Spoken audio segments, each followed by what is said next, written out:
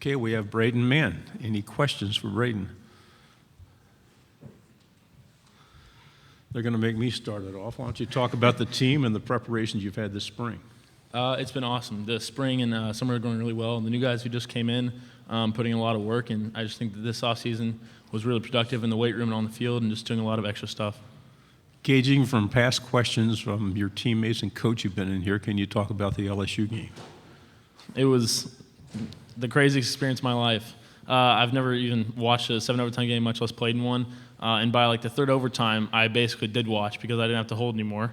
So I basically had a field sideline pass, and it was an incredible game to just be a part of. Okay, to your right. Braden, John Wilson with KBTX. You guys beat LSU, had a bowl win. So much was accomplished last year. What do you hope to build on and accomplish in this season?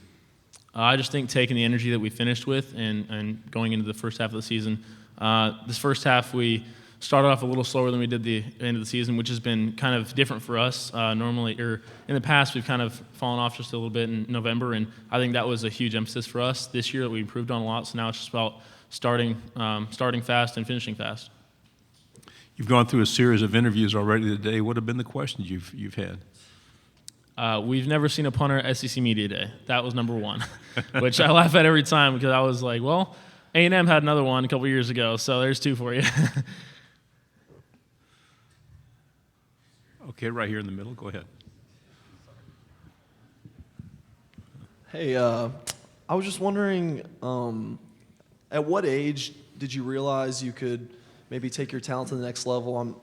I'm just curious at like what age you could think you could maybe play Division I, much less win the Ray Guy Award. So could you kind of talk about at what point in your life you realized, hey, maybe I could really make something out of this? Well, my whole life I thought I was going to play linebacker in college. So I realized I couldn't do that my freshman year. So I realized I might be able to do it at punter my sophomore year. I started taking it a lot more seriously. I'd always kind of done it for my team just because. But my sophomore year, I realized that this is something I can really improve on and do. So I started kicking and punting a lot, and that's when I kind of just really started to focus on it and really take it actually seriously. Right here in the middle, please. 9 quarterbacks are here this week. You got all kinds of linebackers, wide receivers, running backs. 1 punter.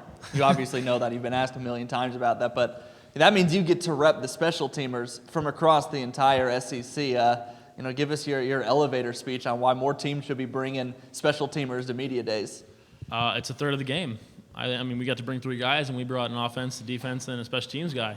And so I think that's something Coach Fisher has really stressed since he's been here. The very first month he got here, he talked about how every phase matters just as much as the other. And a lot of coaches seem to think that special teams is a play in between offense and defense, but it's really a third of the game that can change it. And so I think that's something that I can bring here and just kind of show people. To your left here on the second row. One of the toughest losses that you guys had this past season was in Jordan-Hare against Auburn. What do you think, with this year, Auburn coming to the 12th man, what do you think? Do you feel like you have a chip on your shoulder to kind of have revenge for that game, or is it just another game for you? I mean, is it any different just because of how close it was last year and how it was a tough loss for you guys? Yeah, that game definitely put a bad taste in our mouth. But right after the game, we realized that if we got caught up on it, we wouldn't be able to finish the season like we wanted to. So this year, I don't think we're looking at it as really a revenge game. It's just going to be, on our schedule. We're going to come out and play every team just like the other teams, We're going to have the same preparation, and I just think we're going to go into it with definitely some juice this year.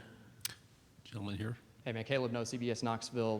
What is your favorite or which one are you best at of talking like practice kicking games, like punt golf, pass punt and kick? I mean, there's a ton of them. Which one are you best? Which one do you like?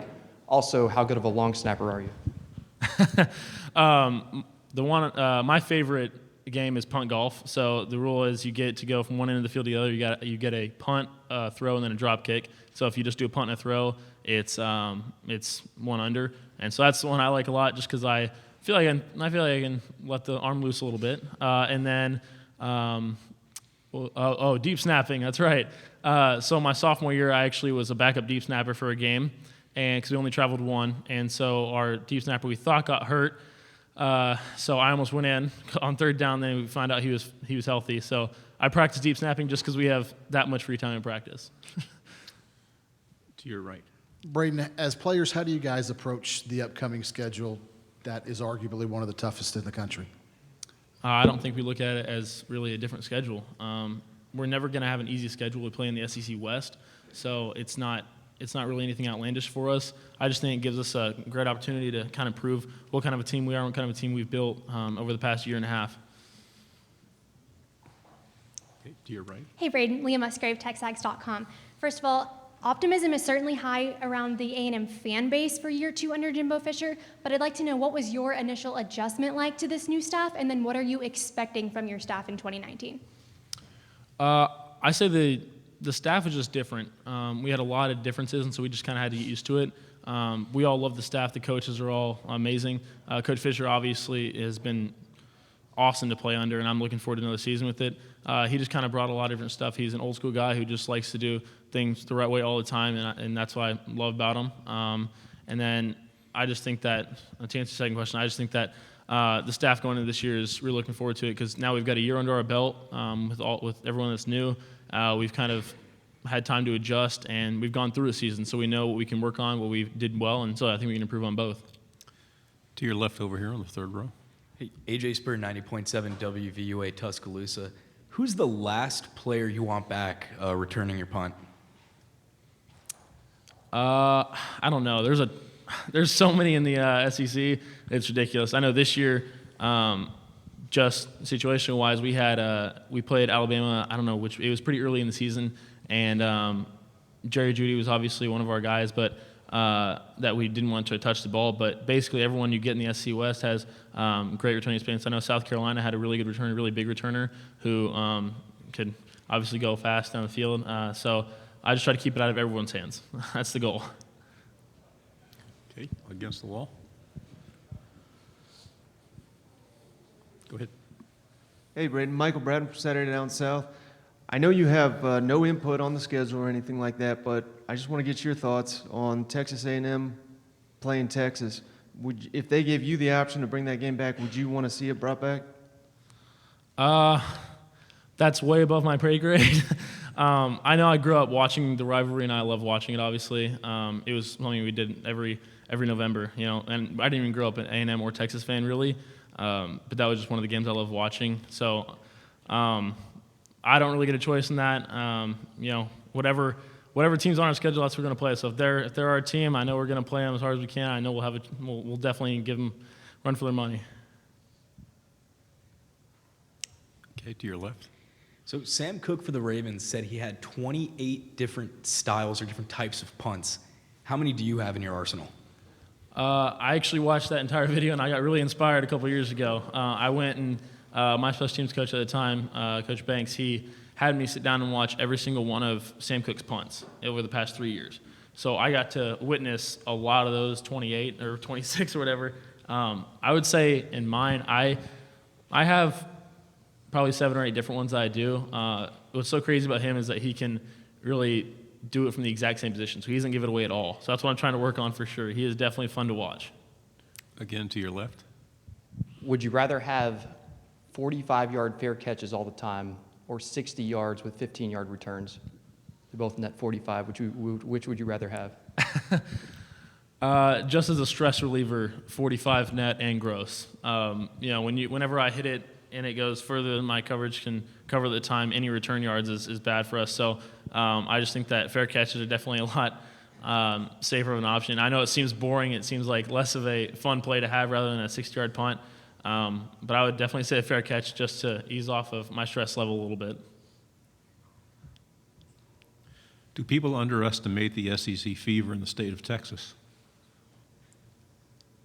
A little, just because I don't know. I think everyone's kind of caught up on Big 12 versus SEC, but they're just different. They're really not gonna. No one's ever gonna settle it, I think. And so people can stress out about all they want to, but it's never gonna be settled. I just know that the SEC is it just means more to us. Okay. Question here in the middle. Jimbo Fisher is one of the fastest talkers I've ever covered. Do you guys ever have trouble understanding him? And is there somebody on the team that can do a perfect Jimbo Fisher impression? Guy on the team, Kellen can do a pretty good one. Kellen Mann, you may want to ask him. But I think everyone on the team does an impression. I don't know if they're all good. But if you think he talks fast in interviews, you should see him in practice. It's twice the speed. Now we've gotten used to it. So I can definitely understand him now just because it got a little bit of taking used to the first spring. But now he kind of says the same stuff to me in practice. Now I kind of got it by memory. You have an impression? Well, the one he always says to me during punt period is don't get bored. So he's always like, all right, let me think. He's always, now we can't get bored now. You know, when a golfer changes a swing, he always messes up. All right, don't get bored. Don't change anything. Okay, to your left, please. Let me get my train of thought back. Sorry. I was just wondering who in the NFL, or maybe they didn't make it to the NFL, did you model your game after, or who do you currently model your game after? And also, who's the GOAT punter? The GOAT is either Ray Guy or Shane Leckler. And that, I know it seems biased because I go to A&M, he went to A&M, but I mean, if you look at the numbers, he played so long in the league, and he was just the best, in my opinion. And then who I modeled my game after, once I got to learn a little bit of him, is Sam Cook, actually. And then Pat McAfee, not just because of his off-the-field stuff, but he was kind of a shorter punter in the league. You know, you see guys who are 6'5", 6'6", who just have those long levers, and I've got kind of shorter legs. I'm more like him, and so that's who I kind of wanted to be like in high school.